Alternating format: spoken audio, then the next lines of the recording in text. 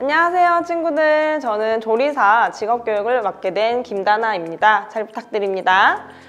저는 CJ, 아워홈, 그 다음에 SPC 계열사에서 조리와 책임자로 활동을 했었고요. 현재는 친구들을 위해서 센터에서 진로교육을 담당을 하기도 하고 중부기술교육원에서 교수진으로 활동을 하고 있습니다. 잘 부탁드립니다.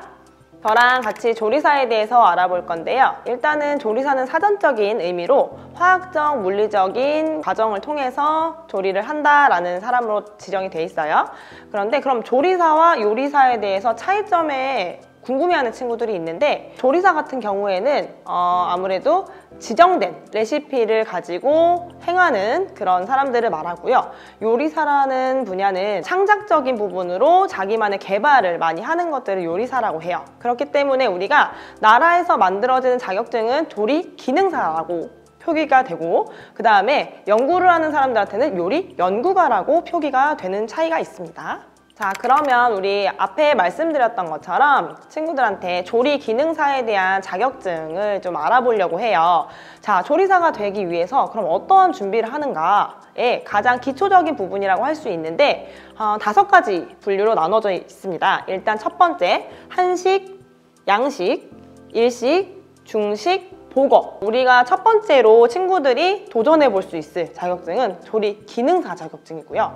기능사 자격증을 취득하고 이제 일련의 과정들을 통해서 산업기사 혹은 기능장으로까지도 넘어가는 자격증의 형태를 볼 수 있어요. 이거는 지금 한식, 양식, 일식, 중식 같은 경우에는 이 3가지 분류의 자격증이 있고요. 보거 같은 경우에는 조리 기능사로만 표기되고 있습니다. 조리 기능사 자격증에 대해서 같이 알아봤는데요. 사실은 기능사라는 자격증, 저희 이제 국가에 있는 자격증 같은 경우에는 필수라기보다는 저는 선택이라고 생각을 합니다. 왜 그러냐? 지금 굉장히 유명한 셰프분들도 조리 기능사를 가지고 있지 않은 분들도 있어요. 그래서 그분들은 기능사 자격증 없이 자기만의 노력, 지금 노하우, 연습 이런 것들을 통해서 지금의 위치, 최고의 주방장이 되기도 하셨고요. 그 다음에 조리 기능사를 가지고 있음으로써 기초훈련이 되는 사람들도 있기 때문에 친구들이 꾸준히 노력을 할 수 있다라고 하면 자격증을 취득하고 노력하고 그 위에 올라가면 좋겠지만, 만약에 노력을 하지 않을 거다 라는 생각을 가지고 있다면 기능사 자격증이 있더라도 친구들한테 그냥 가지고 있는 종이 페이퍼 하나가 될 수도 있어요. 그렇기 때문에 저는 조리사가 된다면 자격증을 취득하되 그만큼에 대한 충분한 노력을 했으면 좋겠습니다. 자, 우리 친구들 앞쪽에서 조리사 자격증에 대해서 한번 알아봤는데요. 그렇다면 지금 중학교에 있는 우리 친구들 고등학교에 갈 텐데, 고등학교에 가고 나서 다시 대학교를 선택을 하게 될 거예요. 그러면 그때 내가 원하는 학과, 어떤 곳에 가야지 나랑 잘 맞을 수 있을까 하는 고민들이 많을 거예요. 그러면 공부를 해서 더 좋은 대학에 가서 그 학과를 가야지 이렇게 생각하는 친구들도 많을 텐데, 저는 학생들, 우리 친구들이 하고자 하는 조리 쪽 분야에서도 학과가 굉장히 많아요. 예를 들어서 조리 산업학과가 있는 학교도 있고, 그 다음에 조리 호텔 제과제빵학과가 있는 학교도 있어요. 그리고 영양학과, 그 다음에 식품위생학과, 학과들이 이렇게 많이 나누어져 있는데 다 똑같은 교육과정을 진행을 하진 않아요. 학교들을 보면 일단 서울에서 제일 이제 요리 쪽 분야로 유명하다고 하는 학교는 세종대, 경기대, 그 다음에 경희대, 이렇게 3개를 나눌 수 있는데요. 우리가 이 3개의 학교 간다고 해서 무조건적으로 다 성공합니다 라는 건 아니지만 친구들이 그 안에서 노력을 해야지 성공할 수 있는 거예요. 그렇기 때문에 저는 본인들이 영양 쪽으로 가겠다 하면 영양 조리학과를 선택을 하시는 거를 추천을 드리고요. 그 다음에 외식 조리학과, 조리 산업학과에서 프랜차이즈 학과나 기업적인 측면으로 많이 간다고 할 때는 그런 쪽에 있는 커리큘럼을 확인하고 학과명을 확인한 다음에 학교를 선택하기를 바랍니다. 선생님 같은 경우에는 사실 고등학교 2학년 때까지 체육학과를 준비했어요. 그래서 한 거의 10년 가까이 운동만 하다가 고등학교 3학년에 특수학교로 이제 넘어갈 수 있는, 선택할 수 있는 학교를 이제 갈 수 있었는데, 그때 운동을 하다 부상을 당하고 더 내가 운동을 오래 할 수 있을까? 이런 고민을 하다 조리를 한번 내가 해서 끝까지 가볼까? 이 생각을 하고서는 조리학과에 산업조리학교를 가게 됐거든요.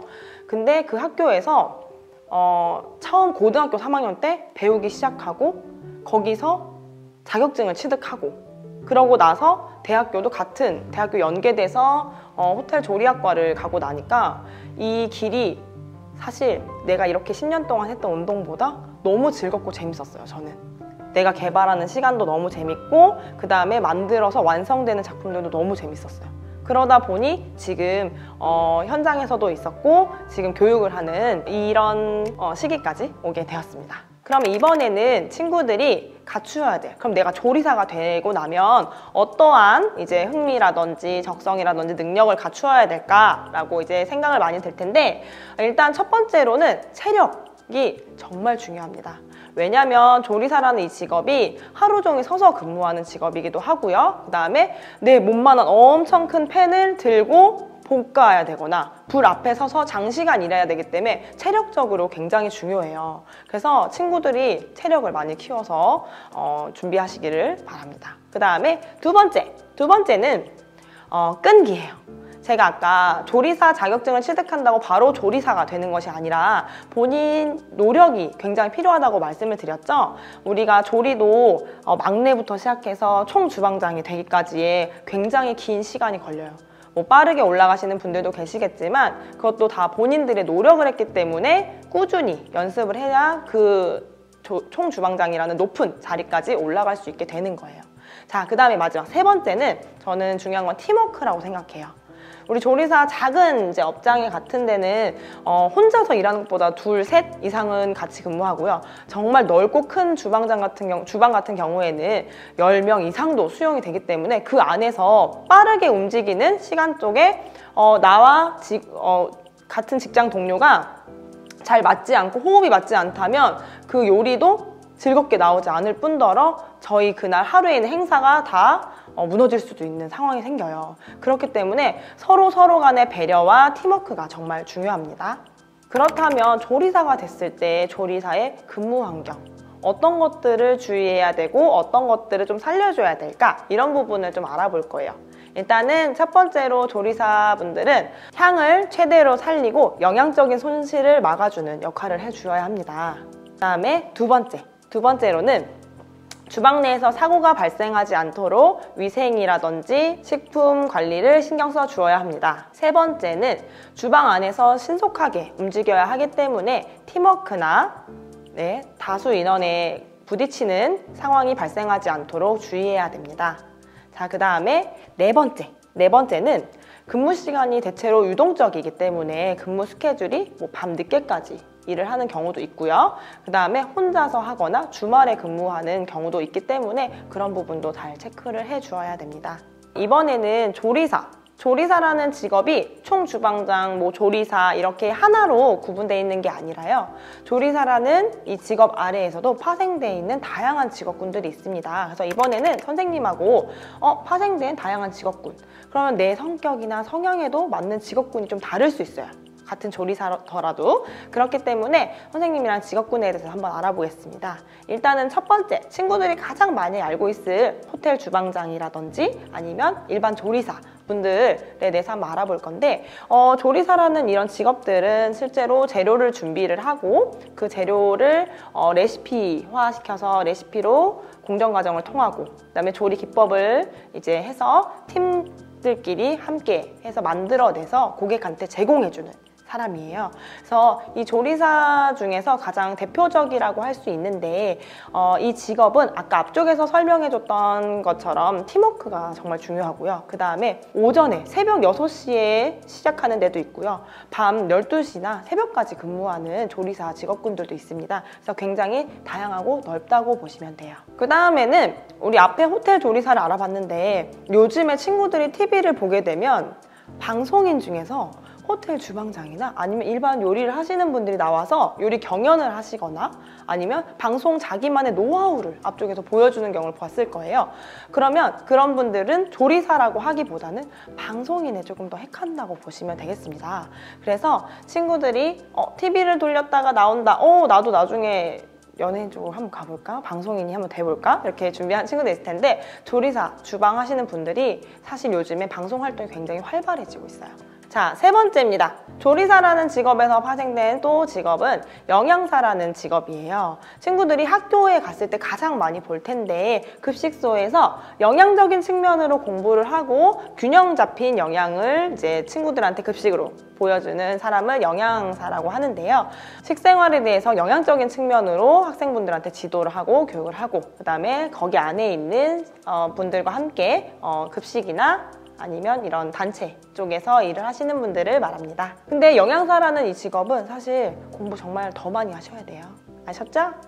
영양사라는 면허를 취득을 해야 되는데 이 영양사 면허 취득하는 게 공부가 굉장히 많고요. 그 다음에 영양학과를 나오지 않으면 취득하기가 굉장히 어려워요. 그래서 그 안에서도 상위권 분들만 취득할 수 있을 정도로 난이도도 높고 굉장히 힘들기 때문에 친구들 공부도 많이 해야 되고 그 학과에 나왔다고 무조건 영양사가 될 수 있는 건 아니에요. 조리사분들은 사실 규칙적인 생활을 하기가 조금 힘들어요. 월요일부터 일요일까지 중에서 스케줄 근무를 많이 돌고 그 다음에 그 안에서 새벽이나 밤 늦게까지 이제 일을 하시는데 영양사분들은 사실은 조금 중공무원에 해당한다고 보시면 돼요. 그래서 그분들이 아침 9시 전에 출근을 하셔가지고 뭐 월요일부터 금요일까지 6시 이전 이렇게 퇴근을 하시는데 그거를 좀 안정적으로 생각하는 분들이나 아니면 내가 학생들에게 정말 질이 좋은 음식을 해주겠다. 학생들을 위해서 이렇게 일을 하시겠다 하시는 분들이 영양사를 사실 많이 해주세요. 자, 이번엔 네 번째 직업을 알아볼 건데요. 우리 친구들이 요즘에 TV를 봤을 때 가장 이제 유명하신 분들이 하고 있는 건데 혹시 골목식당 봤어요, 친구들? 그 골목식당 보면 거기서 우리 유명하신 분이 나오셔가지고 요리를 하는 것보다 위생이라든지 아니면 맛이라든지 그 다음에 행동이라든지 서비스적인 측면에 대해서 코칭을 해주시는 걸 본 적 있을 거예요. 그러면 그 직업은 조리사라고 행할 수 있을까요? 그건 푸드 컨설턴트라고 해서 이분들이 더 나은 질 좋은 음식을 만들 수 있고 서비스를 할 수 있고 더 높은 매출이나 이익 부분을 창출할 수 있게 도와주는 사람이에요. 그래서 호텔 쪽이라든지 주방이라든지 이런 데서 근무를 많이 하셨다가 거기서 우리가 부족했던 부분을 많이 교육이 되신 분들이 외부에 나가서 이런 창업 컨설팅이라든지 이런 교육들을 진행해주는 사람들을 말합니다. 자, 이번에는 다섯 번째 직업이에요. 다섯 번째 직업인데 요즘에 아주 핫하죠? 친구들, 요즘 핫한 직업 중에서 핸드폰만 찾으면 나오는 유튜버입니다. 본인들의 홈 베이킹 영상이라든지 아니면 레시피를 개발해서 그거를 조리하는 과정들을 올려주는 분들을 봤을 거예요. 그래서 이런 것들을 유튜버로 꿈을 키우는 분들이 많은데 조리 쪽 분야에 계신 분들도 유튜버로 활동을 굉장히 많이 하고 있고 유튜버로 활동한 다음에 뭐 방송인으로 전환되시는 분들도 계시고 아니면 자기만의 홈 클래스 영상 같은 걸 올리면서 굉장히 만족하시는 분들도 많이 있어요. 그 다음에는 여섯 번째 직업이에요. 지금 저희가 알아볼 마지막 직업인데요. 우리 조리를 하시는 분들이 사실 자기 레시피를 개발한 다음에 뭐 요리 연구하시는 분들도 계시지만 본인만의 브랜드를 만드시는 분들이 있어요. 그래서 뭐 예를 들어 친구들이 알만한 뭐 CEO 이런 분들을 말을 하는데 자기만 요식업을 만들고 요리도 하고 장사를 하면서 뭐 장사의 신 이런 것들 막 불리기도 하잖아요. 그렇기 때문에 자기 가게를 운영하는 사람들을 이제 CEO 그다음에 외식 운영가라고 얘기를 합니다. 자, 친구들 선생님이랑 지금 앞쪽에서 조리사에 대해서 간단하게 알아봤어요. 그렇다면 우리가 실무적으로는 어떤 걸 배울 수 있을지 선생님이 2부에서 알려주겠습니다. 2부에서는 조리복은 도대체 왜 입는 거지? 하고 궁금한 부분에 대해서 이제 풀어줄 거고요. 그 다음에 올바른 칼질법, 칼을 잡는 요령에 대해서 알려줄 겁니다. 자, 그리고 나서 마지막에는 재료를 손질하는 방법에 대해서 한번 알아보도록 할 거예요. 혹시라도 궁금한 친구들 있으면 준비해서 같이 한번 썰어보도록 하겠습니다. 이따가 만나요.